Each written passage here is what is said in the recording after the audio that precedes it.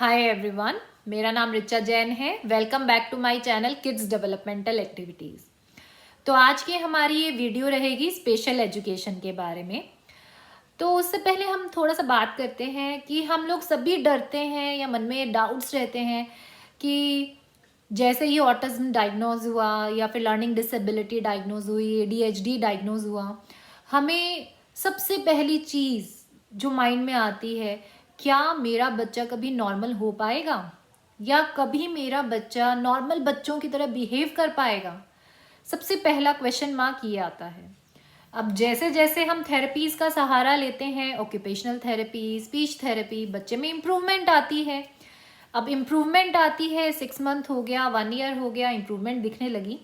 अब फिर एक क्वेश्चन आने लगता है, क्योंकि स्टार्टिंग में होता है हमारा बच्चा थोड़ा बहुत नॉर्मल बिहेव तो करने लगे, अंडरस्टैंडिंग तो आए।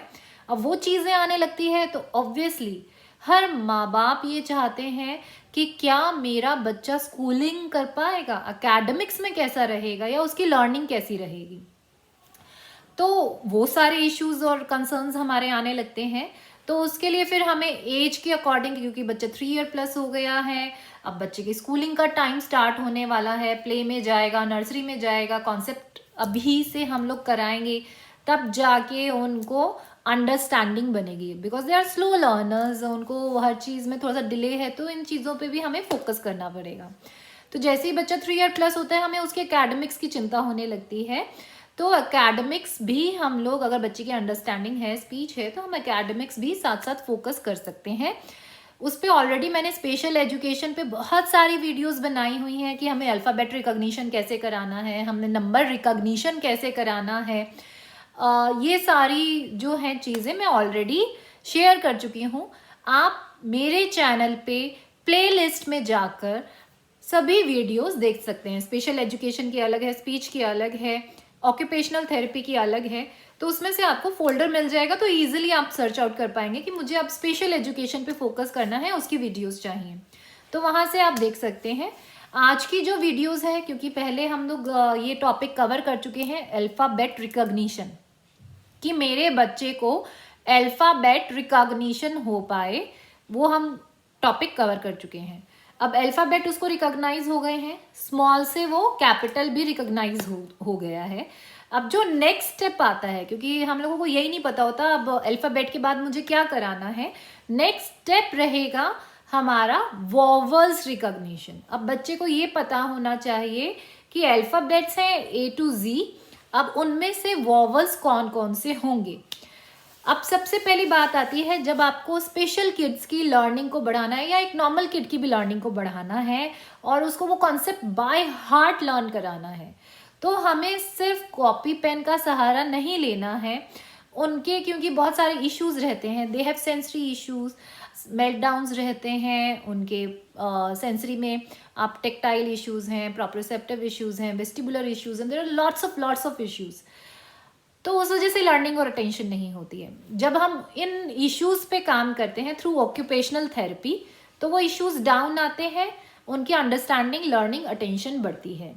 तो जब हम स्पेशल एजुकेशन भी फॉलो करेंगे, तो हमें एक चीज़ माइंड में रखनी है, ऑक्यूपेशनल थेरेपी बच्चे की चल रही है, लेकिन जब भी हम स्पेशल एजुकेशन की कोई एक्टिविटी कराते हैं, उसमें भी वही सारी चीज़ें इंकॉर्पोरेट करनी है कोशिश करके, ताकि अगर बच्चे का कोई भी ओवरवेलमिंग इश्यूज टाइम पे हो, तो साथ साथ वो सॉर्ट आउट हो पाए और उसकी अंडरस्टैंडिंग, लर्निंग बढ़ पाए। ये रीज़न रहता है। अब सपोज कीजिए बच्चे को टेक्टाइल इशू है, तो आप साथ साथ उसको टेक्टाइल टब दीजिए, उसके साथ वो एक्टिविटी कराइए, तो टेक्टाइल इशू डाउन रहेंगे, बच्चे का ब्रेन शांत रहेगा, ब्रेन शांत होगा तो अटेंशन बढ़ेगी, लर्निंग बढ़ेगी। तो इसी तरह से मैंने वॉवल्स की एक्टिविटीज़ भी कृष्णव के साथ की हैं, ताकि उसको वॉवल्स की अंडरस्टैंडिंग रहे।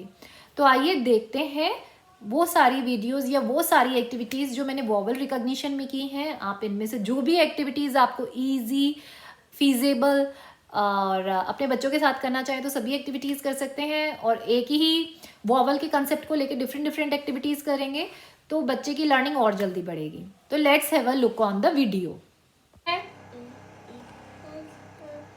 थोड़ा सा जोर से बोलो।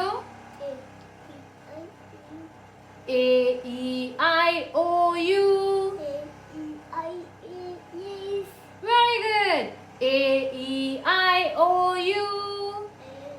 So first step is singing. मैंने वॉवल्स को सिंगिंग में इनकॉर्पोरेट किया, सिंग करके उसको सुनाया, जिसकी वजह से उसके जो भी वोकल इश्यूज़ हैं वो भी डाउन आएंगे, सेंसरी इश्यूज़ शांत होंगे और उसकी अटेंशन और लर्निंग बढ़ पाएगी। वैसे भी जो भी चीज़ हम सिंगिंग में के थ्रू बच्चे को लर्न कराते हैं वो जल्दी लर्न होती है।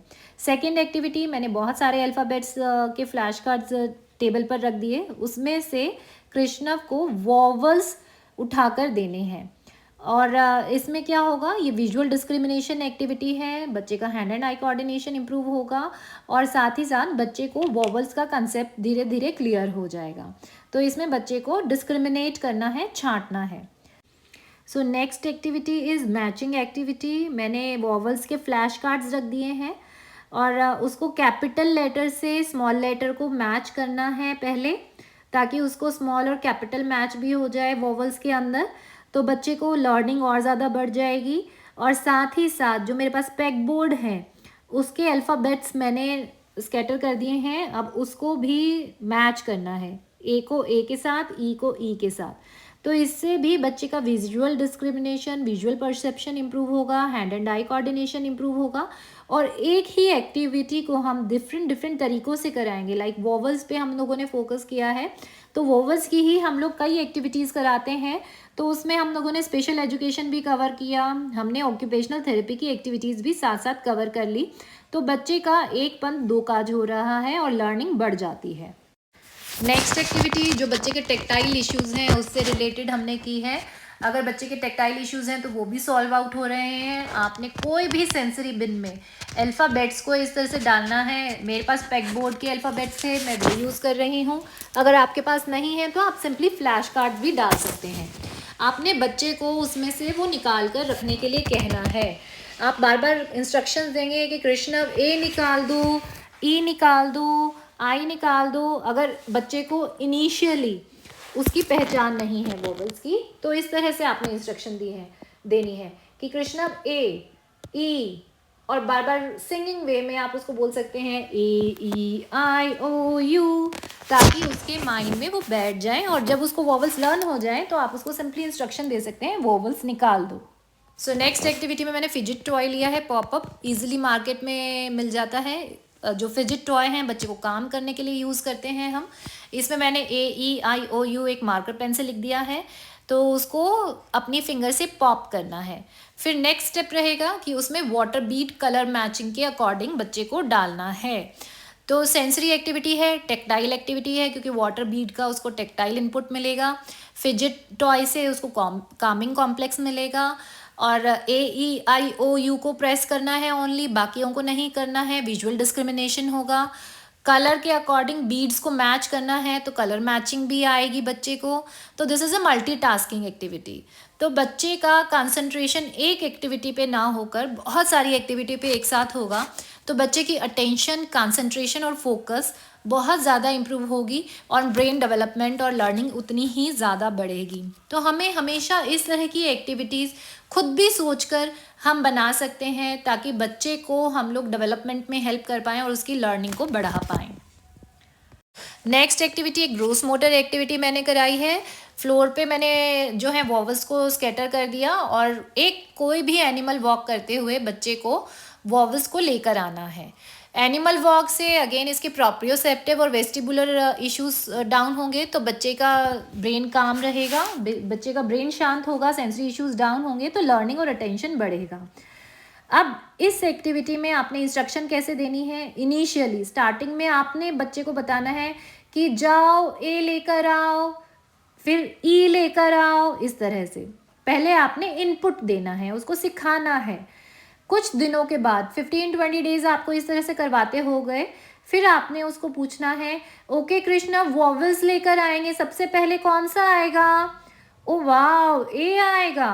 अब ए के बाद कौन सा वोवल आएगा वो लेकर आओ। आपने टेस्ट करना है। जब आपने ऐसी इंस्ट्रक्शन दी, ए के बाद कौन सा आएगा, अगर बच्चे ने पिक कर लिया अच्छी बात है। अगर वो पिक नहीं कर पा रहा है, आपने थोड़ा सा पॉज लेना है और फिर खुद ही बता देना है, ओ ए के बाद तो ई आएगा, चलो ई लेकर आओ। आपने बच्चे को बहुत ज़्यादा गैप भी नहीं देना है कि पता चला बच्चा उठा ही नहीं रहा है, उसको याद ही नहीं आ रहा है और वो एक्टिविटी वहीं पे उसका जो मोमेंटम है वो ख़त्म हो जाए, तो तुरंत आपने इनपुट देना है। मैं जो भी उसको स्पेशल एजुकेशन की चीज़ें कराती हूँ वो हमेशा मैं अपनी वॉल पे चार्ट पर बना कर रखती हूँ। इसी तरह से मैंने वॉवल्स भी अल्फ़ाबेट्स के साथ अलग से मेंशन किए हुए हैं, ताकि जितनी बार वो देखेगा इसको इकट्ठा, उतना ज़्यादा उसको अंडरस्टैंडिंग और लर्निंग होगी। ये मेरी स्पेशल एजुकेशन की फ़ाइल है, तो वॉवल का कॉन्सेप्ट मैंने इसमें भी डाला हुआ है। कैपिटल वॉवल्स को स्मॉल वॉवल से मैच करना है। तो कहते हैं करत करत अभ्यास के जड़मति होत सुजान। तो इसी तरह से जितनी बार और जितनी तरीक़ों से आप ये एक्टिविटीज़ बच्चों को कराएंगे, उतनी ही जल्दी उनकी अंडरस्टैंडिंग और लर्निंग इम्प्रूव होगी और वो कॉन्सेप्ट उनको क्लियर होते जाएंगे। तो बेसिक फंडा यही है, जितना ज़्यादा हो सके और जितने तरीक़ों से हो सके वो एक्टिविटी आपने करानी है। अब इस तरह से ये सारी एक्टिविटीज़ मैंने कृष्णव के साथ की हैं और उसको वॉवल्स अब बाय हार्ट याद हो गए हैं और बहुत ही इजी रहते हैं जब हम इन सब चीज़ों को, इन सब स्टेप्स को, कि हमने ग्रोस मोटर एक्टिविटी भी इंक्लूड कर दिया, सेंसरी एक्टिविटी भी इंक्लूड कर दिया, विजुअल्स भी हम उसको दे रहे हैं, हम लोग उसको लिसनिंग के लिए, हेयरिंग के लिए भी कुछ दे रहे हैं। तो उसमें बच्चे की सेंसेस शांत होती हैं और बच्चे को हर तरह से सेंसरी इनपुट मिल रहा है, तो बच्चा जल्दी उसको मेमोराइज कर पाएगा, लर्न कर पाएगा। तो इस तरह से हम बच्चों के साथ वॉवल लर्निंग पे काम कर सकते हैं। तो ये था सारा आज वॉवल कॉन्सेप्ट के बारे में। आई होप आपको मेरे ये वीडियोस पसंद आ रहे हैं। अगर पसंद आ रहे हैं तो प्लीज़ मेरे चैनल को लाइक, शेयर एंड सब्सक्राइब करना मत भूलिएगा। Thank you so much.